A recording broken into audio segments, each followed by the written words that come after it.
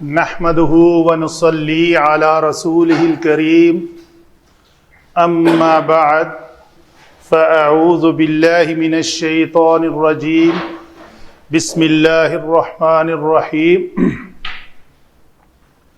سورۃ النبأ آیت نمبر 38 اور 39 تجوید کے قواعد کے مطابق پڑھتے ہیں۔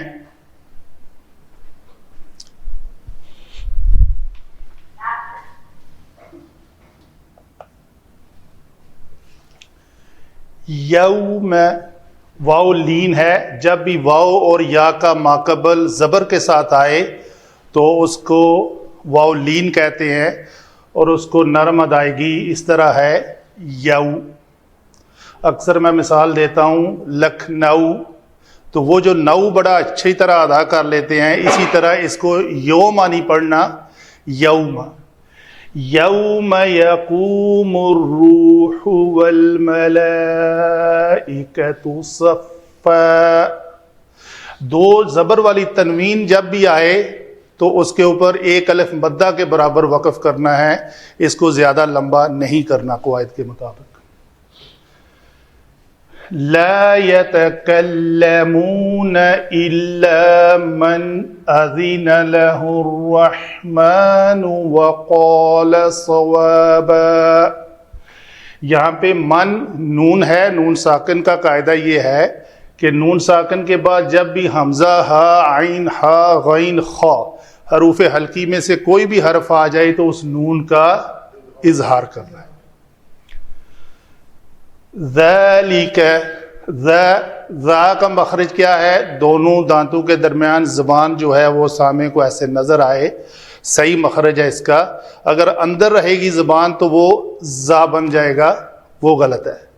ذالک الیوم الحق، قاف جو ہے وہ قلقلہ جب ساکن کریں گے تو اس کے اوپر ہم نے قلقلہ کرنا ہے۔ فمن شاء اتخذ الى ربه مآبا، مد آئی ہے، یعنی الف مدہ محل مد ہے، اس کے اندر ہی دوسرا سبب مد اسی کلمہ میں موجود ہے، تو اس کو مد متصل کہیں گے۔ فمن شاء، نون ساکن کے بعد شین حروف اخفا میں سے ہے تو ہم نے نون کو اس نون کی طرح نہیں پڑھا، یہ فرق ہے، اس نون کا ہم نے اظہار کیا اور یہاں پہ اس نون کا اخفا کیا۔ یہ ہوئی جی تجوید کے بارے۔ آگے چلتے ہیں علم صرف۔ علم صرف میں پہلا ہی کلمہ ہے ہمارا یوم۔ یوم یہاں بھی ہے اور یہی سیم یوم یہاں بھی ہے۔ یوم ایک ایسا کلمہ ہے جس سے افعال سرزد نہیں ہوتے۔ یہ یا لین اور یا حروف علت ہے، واو بھی حروف علت ہے، دونوں اکٹھے آئے ہیں۔ اسی طرح اس کا الٹ ہے ویلن۔ ویلن بھی ایسا کلمہ ہے جس میں دونوں حروف علت اکٹھے آ جاتے ہیں اور ان دونوں کلمات سے افعال نہیں بنتے بلکہ یہ اسم تک ہی محدود ہے۔ تو یہ ہوا ہمارا یوم جو اس میں ظرف زمان ہے، زمانے کی بات۔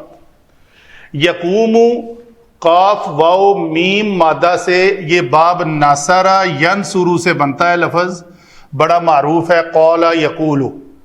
تو قوام یقوم، تو جب یقوم میں قاعدہ جو ہے وہ کون سا ہے؟ واو حرف علت متحرک اور ماقبل چونکہ ساکن ہے تو اس واو کی حرکت کو ماقبل کو دیں گے اور دیکھیں گے اگر اس حرکت کو پہلے دینے کے بعد ساکن آئے تو گرائیں گے، اگر ساکن نہ ہو تو نہیں گرائیں گے، یعنی ساکنین۔ اور اگر وہ حرکت موافقت رکھتی ہو ماقبل، یعنی کاف کو ہم نے پیش دی تو پیش والا حرف مطابقت کے قاعدے کے مطابق اس کے بعد واو آنی چاہیے۔ اگر واو ہے تو ٹھیک، اگر الف ہے تو واو سے بدلو، یا ہے تو پھر بھی واو، الف تو ہوگا ہی نہیں، واو اور یا ہوں گے۔ الروح اسم ہے مصدر، والملائکۃ کے بارے میں قرآن پاک کی جو ڈکشنری ہے یاقوت والمرجان، اس میں 3 مصادر لکھے ہوئے ہیں. ایک ہے الکا حمزہ لام کاف، دوسرا ہے لام حمزہ کاف، اور تیسرا ہے لام واو کاف. تینوں کے بارے میں انہوں نے پراپر قواعد دے کر ایکسپلین کیا ہوا ہے کہ یہ ملائکہ کیسے بنتا ہے.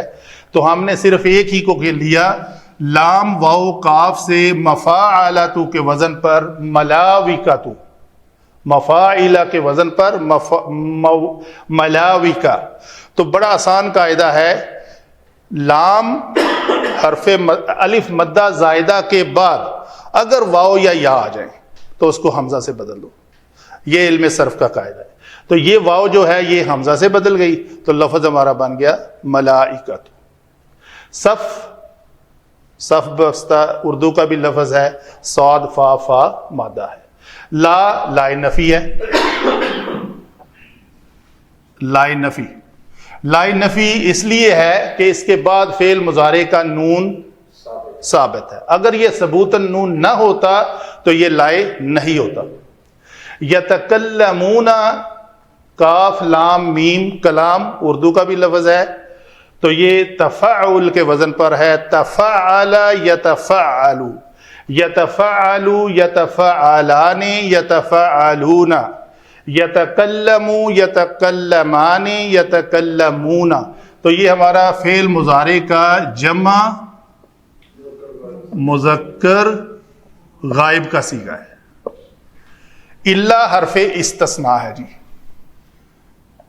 حرف استثناء. من موصولہ ہے.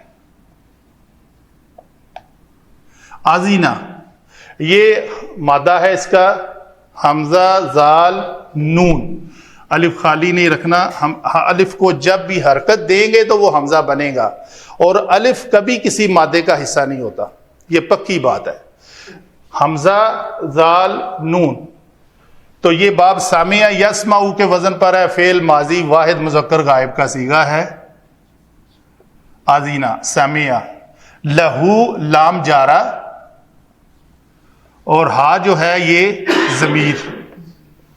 یہ ضمیر ہمیشہ ایکسپلین کرتے ہیں کہ یہاں پہ ہی ڈیسائیڈ کر لیتے ہیں کہ یہ ضمیر کون سی ہے. 3 اقسام ہے ہمارے پاس ضمائر کی، ضمیر مرفوع، ضمیر منصوب، ضمیر مجرور. تو ہم نے ہا ضمیر کا ما قبل دیکھ کر ڈیسائیڈ کرنا ہے کہ وہ مجرور ہے، منصوب ہے یا مرفوع ہے. تو اس ہا ضمیر کا اگر ما قبل حرف جارہ ہو تو یہ مجرور متصل، اگر اس ہا ضمیر کا ما قبل کوئی اسم ہو تو پھر بھی یہ مضاف الیہ ہو کر مجرور، اگر اس کا ما قبل کوئی فعل ہو تو پھر یہ منصوب ہوگی، اور اگر حرف مشبہ بالفعل ہو تب بھی یہ منصوب ہوگی. تو یہ ضمیر مجرور متصل چونکہ حرف جارہ کے بعد آئی ہے. الرحمن رحمہ مادہ ہے، رحمہ یرحم یہ بھی باب سین سے آتا ہے، تو فعلان کے وزن پر یہ رحمان بنا، یہ اسم ہے. واو حرف عطف ہے. قولا قاف واو لام مادہ سے، باب نون سے، قوالا یقولو سے. قوالا جب بنا تو واو حرف علت متحرک ما قبل مفتوح ہے، تو اس واو کو الف سے بدل دیا تو یہ بن گیا قولا. ثوابا یہ بھی فعالہ کے وزن پر اسم ہے، صاد واو با مادہ سے، یہ خطا کی ضد ہے، اچھے کام، اچھی بات. ذالکہ اس میں اشارہ بڑا معروف ہے، آپ کو یاد ہے سارے اس میں اشارہ. ہاذا ہاذانی ہاؤلائی، ہاذہی ہاتانی ہاؤلائی، یہ اس میں اشارہ قریب ہے، اور بعید کے لیے ہے ذالکہ، تو یہ اس میں اشارہ بعید ہوا. الیوم وہی الف لام کے ساتھ ہے، یوم. الحق اسم ہے، فا سببیہ ہے، من موصولہ ہے. آگے شاء شین یا حمزہ مادہ سے، یہ باب فاتحہ یفتح سے آتا ہے، اور شیع سے شاء بنا، اس کے اوپر مد اس لیے آئی ہوئی ہے کہ اس کا تیسرا کلمہ حمزہ ہے. قول الف مدہ ہے، مد آ سکتی ہے، لیکن دیکھنا یہ ہے کہ اس کے بعد سبب مد ہے. یہاں پہ کیوں نہیں لکھی ہوئی؟ نہ تو ادھر کوئی کلمہ حمزہ ہے اور نہ ہی کوئی حرف ساکن ہے، دو ہی سبب ہے مد آنے کے. تو یہاں پہ مد نہیں لکھی ہوئی، اس جگہ پہ مد لکھی ہوئی ہے. اتخذ یہ باب افتعال سے ہے جی. وخذ اس سے 17 کلمات استعمال ہوئے ہیں قرآن پاک میں. تو یہ باب افتعال سے اگر ہم افتعال کے وزن پر ایو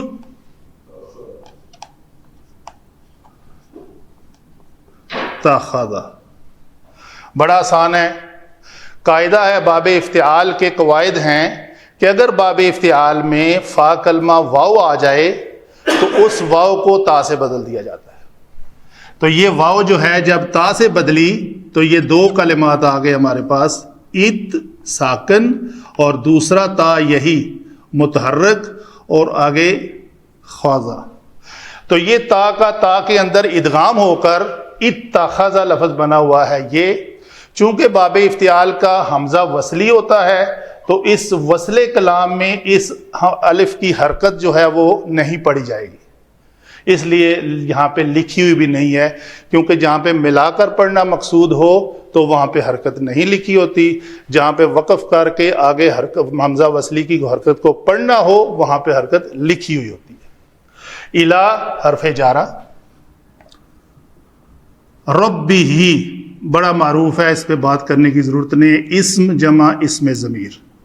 تو یہ اسم ضمیر کون سی ہے جی؟ پھر وہی قاعدہ میں ایکسپلین کروں گا دوبارہ. یہاں پہ حرف جارہ کے بعد ہا ضمیر ہے، یہاں پہ اسم کے بعد حرف ضمیر ہے. تو کیا ہوا؟ یہ مجرور. شاباش.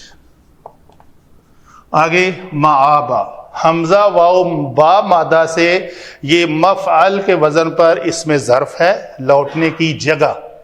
تو مفعل سے ما وب، واو حرف علت متحرک ما قبل ساکن، اس واو کی حرکت کو ہم نے ما قبل کو دیا.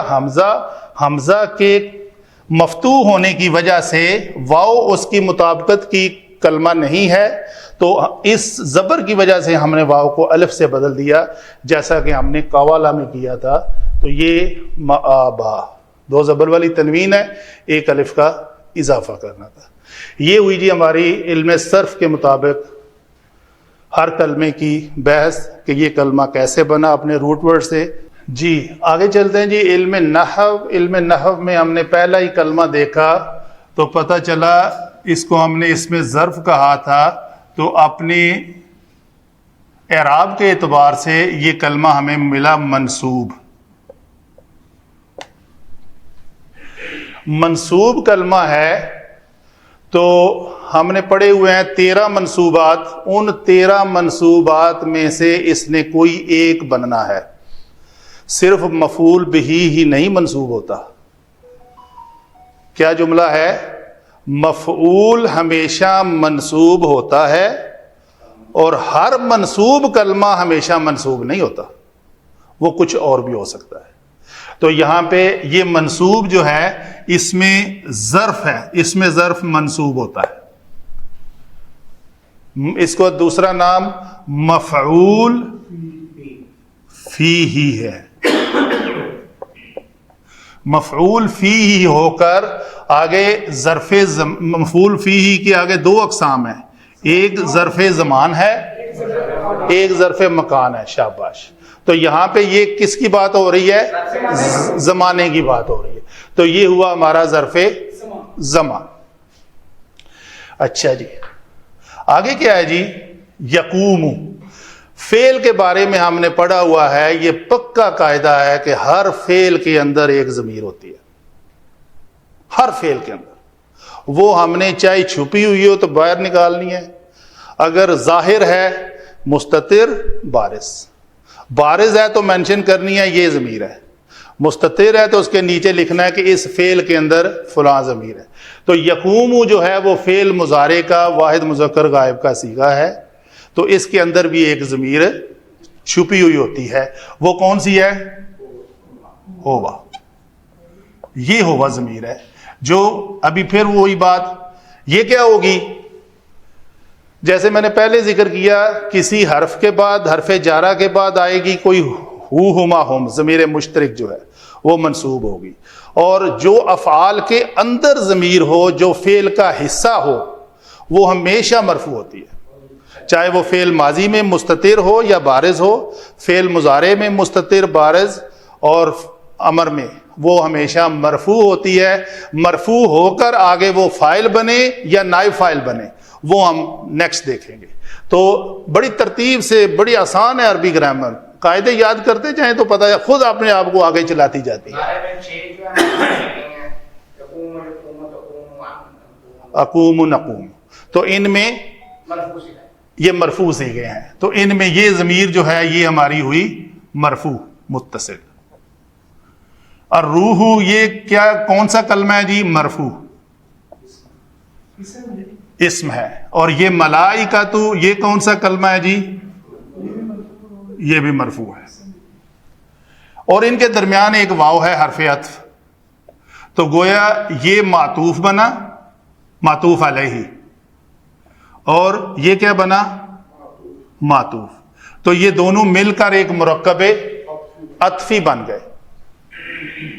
تو یہ مرکب عطفی جو ہے وہ چونکہ مرفوع کلمات کا مجموعہ ہے تو ہم نے اس کو ہوا کو چھوڑ دیا جو مستتر تھی، اس کو ہم نے اس کا فاعل بنا دیا کہ وہ دن جب کھڑے ہوں گے الروح والملائکۃ۔ یہ بحث ایک علیحدہ ہے کہ الروح سے کیا مراد ہے، علماء اس کی 6 مختلف توجیحات بیان کرتے ہیں، وہ تفسیر کا حصہ ہیں، آپ پڑھیں جا کر۔ ایک ہے کہ آدم کی روح ساری ارواح ہوں گی، ایک ہے کہ اس سے مراد جبرائیل علیہ السلام، تو دوسرے بقیہ ملائکہ ہیں وٹ ایور، اللہ عالم بالصواب، لیکن ہمارا تعلق یہاں پہ صرف و نحو سے ہے، تو یہ کلمہ اور یہ کلمہ دونوں مل کر مرکب عطفی ہو کر کیا بنے؟ فاعل۔ تو یہ فاعل ہے، اس کا انہوں نے فعل کون سا سر انجام دیا؟ یقوم، اور کب دیا؟ یہ اس کا مفعول فی ہی ہے، اور یہ صفن کلمہ جو ہے یہ ہمیں پھر منصوب نظر آ گیا اسی جملے کے اندر، منصوب ہو کر ہم نے ان 13 منصوبات میں سے تلاش کیا، بڑی آسانی سے لسٹ بنی ہوئی ہے۔ انا کا اسم ہے، انا تو ہے ہی نہیں، کانا کا کی خبر ہے ہی نہیں، چلتے چلتے چلتے پتہ چلا ایک حال ہے، یہ اس سے مل جل رہا ہے کہ وہ جو کھڑے ہوں گے الروح والملائکۃ، تو اس کا مفعول فی یہ ہوگا، تو ان کا حال کیا ہوگا؟ صف بصف، تو یہ ہوا اس کا حال۔ تو گویا یہ ایک جملہ بن گیا مفعول فی ہی۔ علماء لکھتے ہیں کہ یہ پورا جملہ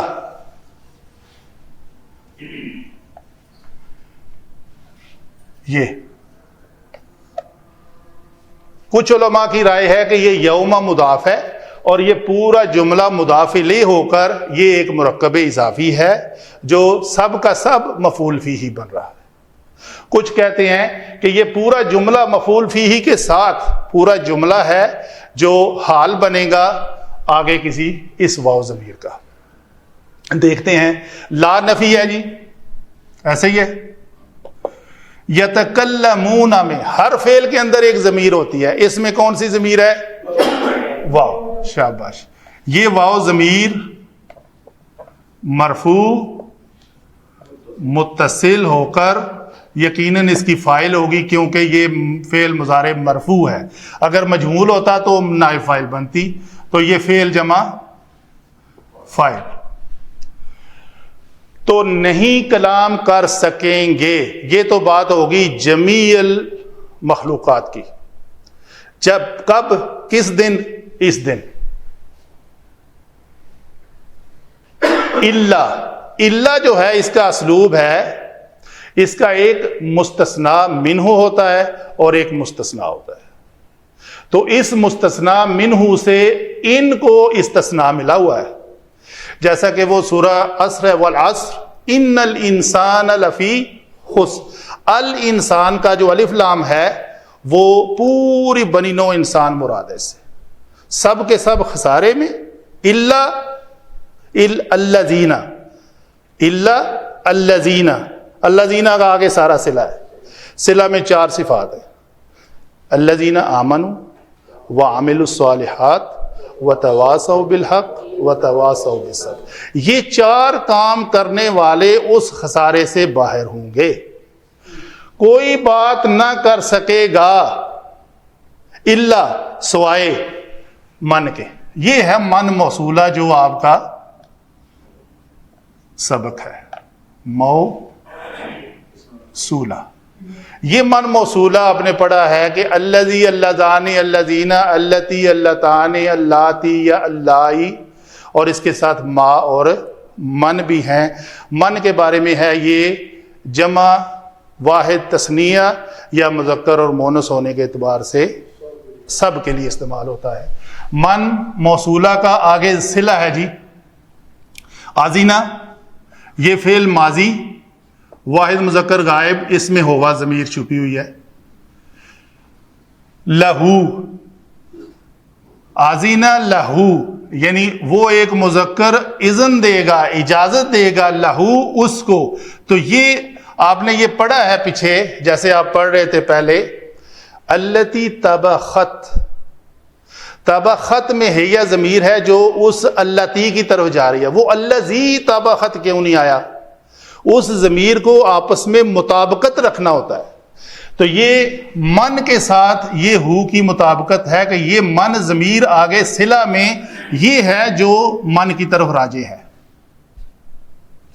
آذینہ لہ الرحمن، یہ کلمہ ایک اسم مرفوع ہے، تو اس کو مرفوع ہونے کے اعتبار سے ہم نے 8 مرفوعات میں سے دیکھا تو پتہ چلا اس فعل کا یہ فاعل ہے، تو یہ فاعل لہو مرکب جاری مجرور لکھ لیتے ہیں، یہ متعلق بنے گا فعل کے، اور یہ فعل، تو فعل متعلق فعل، یہ پورا ایک جملہ بن رہا ہے، رحمان جس کو حکم دے گا، اذن دے گا، تو یہ یا دیا ہوا تھا، اس دنیا میں اذن دے دیا تھا کہ تو آ کے میرے سامنے شفاعت کرے گا، تو یہ معطوف علیہ، کیوں معطوف علیہ کہہ دیا کہ آیت ختم ہونے سے پہلے پھر ایک واو آ رہی ہے اور واو کے بعد بھی ایک جملہ ہے، تو یہ قالا میں بھی ہر فعل میں ایک ضمیر ہوتی ہے، اس میں ہوا ہے۔ ثوابا، یہ علماء لکھتے ہیں یہ ثوابن جو ہے وہ منصوب ہے، منصوب کیوں ہے جی؟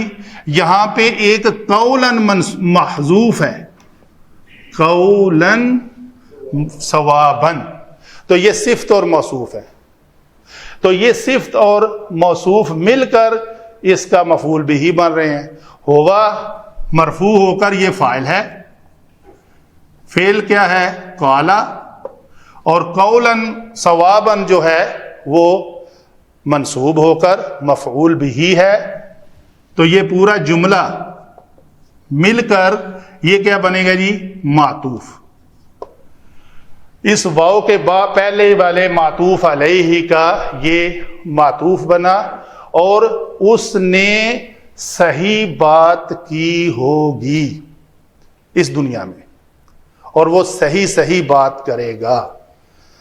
اگر ہم اس کو قولن کو لیتے ہیں جو فعل مفعول محذوف ہے، تو پھر یہ مفعول مطلق نہیں ہوگا؟ دونوں رائے ہیں ایک علماء کی کہ یہ موصوف ہے، قولن محذوف موصوف ہے، اور یہ ثوابن اس کی صفت ہے، یا دوسری رائے یہ ہے کہ قولن جو ہے دونوں مل کر قال قولن، وہ قولن اصل میں مفعول مطلق ہے جو چھپا ہوا ہے، اس کی یہ صفت بن رہا ہے، تو صفت کو لکھا گیا، یہ اکثر اسلوب آتا ہے قرآن پاک میں کہ مفعول مطلق کی صفت جو ہے وہ لکھ دی جاتی ہے اور اصل کلمہ محذوف ہوتا ہے یہاں پہ۔ اچھا جی، بات کو سمرائز کرتے ہیں یوم یقوم الروح والملائکۃ صفا، یہ اس کو ہم نے کہا مفعول فی ہی ہے پورا. تو اس واو فاعل نے یہ فعل کیا اس دن، کرنا ہے یا نہیں کرنا نفی ہو گئی. اس دن کوئی بھی بات نہیں کر سکے گا سوائے جس کو حکم دے گا رحمان. اور اس نے زندگی میں وقال ثوابا، یہ خطا کی ضد ہے، یعنی اچھی بات کہی ہوگی. تو اس میں علامہ شعراوی رضی اللہ تعالی شعراوی رحمۃ اللہ علیہ کہتے ہیں کہ وہ حق بات کیا ہے؟ اول الحق لا الہ الا اللہ. تو اس سے بات یعنی لا الہ الا اللہ کہنے کے بعد ساری اچھی باتیں ہوں گی تو وہ قابل قبول ہوں گی. آگے چلتے ہیں جی. ذالک الیوم الحق، یہ تو آپ کا اپنا جملہ ہے، پہچانا ہوا. ذالک الیوم الحق، آپ خود کہہ رہے تھے کہ جملے کو دیکھ لینا ہے کہ یہ کیا حالت ہے اس کی. تو جب آپ نے دیکھا یہ مرفوع ہے پیش کے ساتھ ہے، اور اس کو بھی دیکھا یہ مرفوع ہے پیش کے ساتھ ہے، یہ بھی الف لام کے ساتھ ہے، یہ بھی الف لام کے ساتھ ہے، تو کچھ ہم نے پڑھا ہوا ہے کہ مرکب ناقص کی اقسام میں سے اللہ صاحب یہ کون سا مرکب بنے گا؟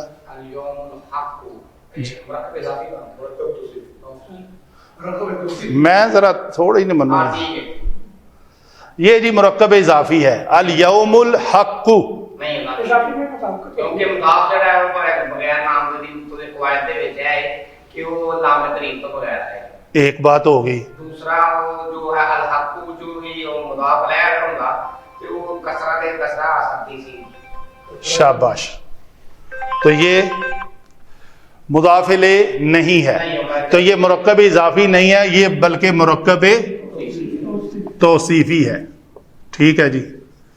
مرکب توصیفی ہو کر یہ ذالکہ اس میں اشارہ ہے، اس میں اشارہ یہ محلن مرفوع ہے جی، مبنی کلمہ ہے، ہمیشہ ذالکہ آتا ہے، لیکن اس کا محل وقوع کون سا ہے؟ یہ کسی مرفوع کلمے سے جسٹ پہلے آ گیا ہے، تو ہم نے کہا یہ مبتدا ہے. تو یہ مبتدا ہو کر اس کی یہ خبر ہوگی، مرکب توصیفی خبر بنی اور یہ مبتدا بنا. اور ذالکہ وہی دن ہے، دن حق کا دن. فا سببیہ، من، یہ من بھی موصولہ ہے جی، شرطیہ سوری، من شرطیہ، شرط لگنے لگی ہے. کیا؟ شاء فعل ماضی واحد مذکر غائب، ہوا ضمیر مرفوع متصل فاعل. فعل کیا ہے؟ شاء. فعل جمع فاعل، جسے آپ فعل با فاعل لکھتے ہیں. ٹھیک ہے جی. تو جس نے چاہا جی، یہ ہم نے جملہ ذالک الیوم الحق کو کہا کہ یہ مبتدا ہے اور یہ اس کی مرکب توصیفی ہو کر صفت ہے. تو آگے اس فا کو ہم نے کہا تھا فا سببیہ. تو یہ یوم جو آ گیا ہے نا، یہ سبب ہے اس مابعد کا. اس سبب کی وجہ سے یہ کام کرو. کیا کرو؟ من کو ہم نے کہا کہ یہ من شرطیہ ہے. تو من شرطیہ کے بعد شرط کیا لگی ہے جی؟ شاء، جو چاہے. اس میں ہوا فاعل مرفوع ہو کر فعل جمع فاعل، فمن جس نے چاہا. آگے جواب شرط کیا ہے اس میں؟ اتخذ الی ربہ مآبا. اتخذ میں ہوا ضمیر جو مرفوع ہوتی ہے، میں کہتا ہوں ہر فعل کے اندر ایک ضمیر ہوتی ہے، تو یہ ہوا ہے اور یہ فاعل بن رہی ہے. یہ فاعل ہے اور یہ اتخذ فعل ہوا، تو یہ ہوا فعل با فاعل، فعل جمع فاعل. ٹھیک ہے جی. الی ربہ مضاف مضاف الیہ ہو کر الی کا مجرور بنے، تو یہ مرکب جاری جو ہے یہ متعلق فعل ہوگا. آگے لفظ جو منصوب معابا ہے وہ منصوب اس لیے ہے کہ یہ اس کو ہم نے علم صرف میں کہا تھا کہ یہ اس میں ظرف مکان ہے، ٹھکانہ، کسی کی رہنے کی جگہ. تو یہ مفعول فی ہی ہمیشہ منصوب ہوتا ہے.